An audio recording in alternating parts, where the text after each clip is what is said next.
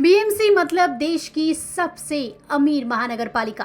BMC के रसूख का अंदाज इसी बात से लगाया जा सकता है कि इसका सालाना बजट देश के कई छोटे मोटे राज्य के बजट से भी ज्यादा होता है। इस साल बीएमसी ने करीब 46,000 करोड़ रुपयों का बजट पेश किया। ये बजट कई राज्यों के बजट से ज्यादा है। जब बात बीएमसी की होती है तो इनके वार्डों की भी चर्चा जरूर होती है।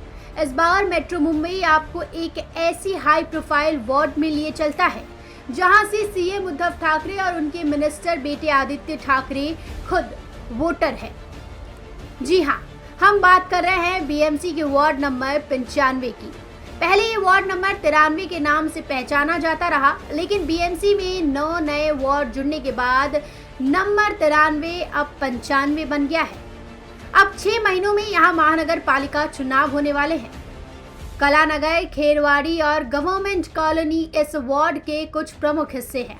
यही शिवसेना का शक्ति स्थल मतलब मातोश्री है। पिछले मनपा चुनाव में यहाँ से शिवसेना की रोहिणी कामले नगर सेविका चुनी गई थी। ये वार्ड बांद्रा के कलानगर से शुरू होकर टीचर कॉलोनी तक फैला है। वेस्टर्न एक्सप्रेस हाईवे से बांद्रा कुर्ला कॉम्प्लेक्स के कुछ भाग इस वार्ड में आते हैं।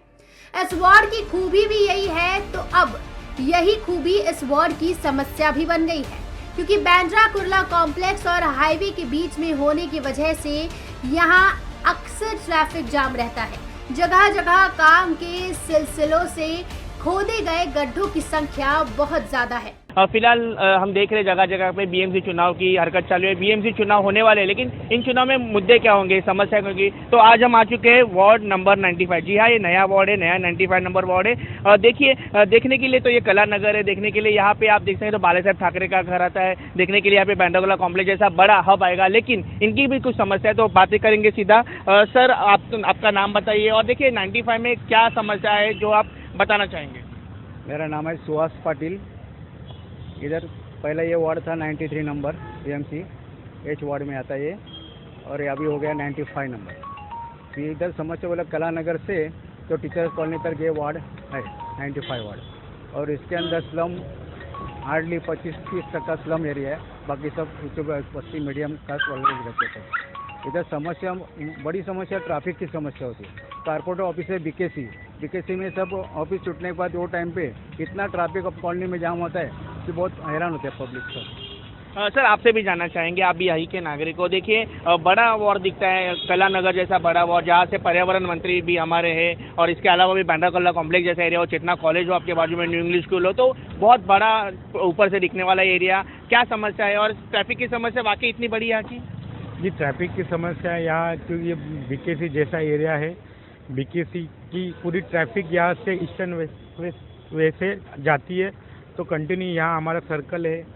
या सर्कल में लगभग 4 बजे से जो ट्रैफिक होती है तो शाम रात में 8 बजे तक ट्रैफिक कंटिन्यू रहती है। यहाँ की सबसे बड़ी समस्या है कि यहाँ महानगर पालिका ने जो आने वाले समय में कॉन्वेंट स्कूल बनाना चाहिए, क्योंकि शिक्षा ही अहम मुद्दा है। शिक्षा के माध्यम से ही बच्चे लोग उचित हो सकते हैं। देखिए, आप बात कर रहे हो कि शिक्षा की यहाँ पे समस्या है, शिक्षा वहाँ पे बढ़ना चाहिए, लेकिन देखिए अभी ये जो न्यूज़ लोग देख रहे हैं, हाल ही में चुनाव भी आ जाएंगे, क्या जगह पे फोकस करना चाहिए? 95 वार्ड मुंबई में आगे आना चाहिए, इसके लिए आपको क्या लगता है कि किस जगह पे ज़्यादा काम होना चाहिए?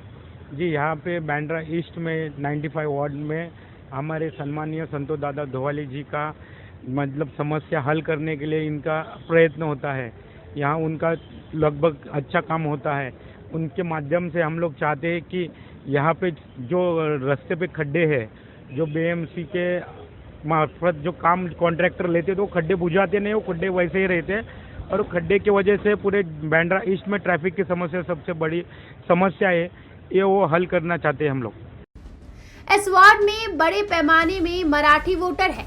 एक अनुमान के मुताबिक इस वार्ड में 55% से ज्यादा महाराष्ट्रियन है। इसके अलावा बहुजन वर्ग 24% है, जबकि यहाँ मुस्लिम मतदाता 12% है और 9% मतदाता अन्य समुदाय के हैं।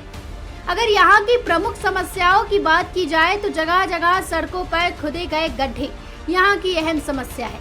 इसके अलावा सरकारी कॉलोनी की पुरानी बिल्डिंग की भी यहाँ की समस्या अहम है।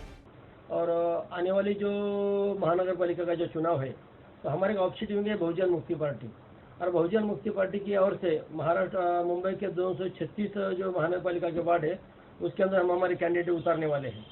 और हम आने वाले चुनाव के अंदर हमारे मुख्य जो एजेंडा जो रहेगा तो सबसे पहले कोई SRA का जो है। अब इस 95 वार्ड के अंदर बहुत बड़े पैमाने के ऊपर स्लम के पॉकेट है, लेकिन इस स्लम के पॉकेट में कोई भी बिल्डर ने आज तक कोई विकास नहीं किया है और ना ही कोई राजनीतिक जो पार्टियाँ इसके ऊपर ध्यान दे रही है। बहुत सारे बिल्डर आते हैं लेकिन लोगों को गुमराह करने का काम करते हैं। आज बहुत सारे प्रोजेक्ट जो है वो 50% हो चुके हैं, लेकिन आज तक वो 100% कोई कंप्लीट नहीं हुआ है, ये मुद्दा है। आज मेरे ख्याल से कम 40 साल से ये डिमांड हो रही है कि भाई हम लोगों को मालिकाना घर दिया जाए, लेकिन बहुत सारे यहाँ पे MLA कांग्रेस के हुए, सेना के हुए, मनसे के हुए, लेकिन किसी ने इसके ऊपर आज तक ध्यान नहीं दिया। तो बहुजन मुक्ति पार्टी आने वाले दिनों के अंदर इस कॉलोनी के रहने वाले जो लोगों का जो मुद्दा है उसको हम न्याय देने के लिए हम काम करने वाले हैं। कहने को तो ये बड़ा ही शांत वार्ड दिखता है, लेकिन यहाँ की समस्याओं पर काम होना जरूरी है। समस्याओं को सुलझाना नगर सेवक की जिम्मेदारी बनती है। जनता इस बार किसे पास करेगी और किसे फेल, ये देखना दिलचस्प होगा। मेट्रो मुंबई के लिए सुरेंद्र झोटिंगे, निशा ठाकुर के साथ हितेंद्र पवार की रिपोर्ट।